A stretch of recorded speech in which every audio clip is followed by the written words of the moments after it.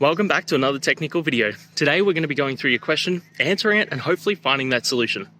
Guys, remember to stay just a little bit crazy like me, and hopefully you get to that resolution. Now, let's continue on to the video.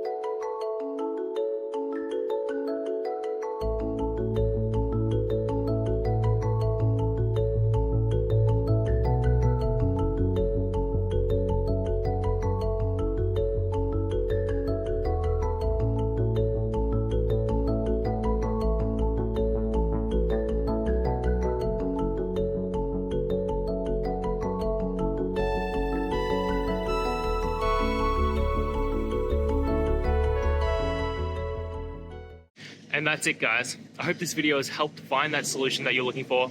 And if it did, please hit the subscribe button. I'd really appreciate it.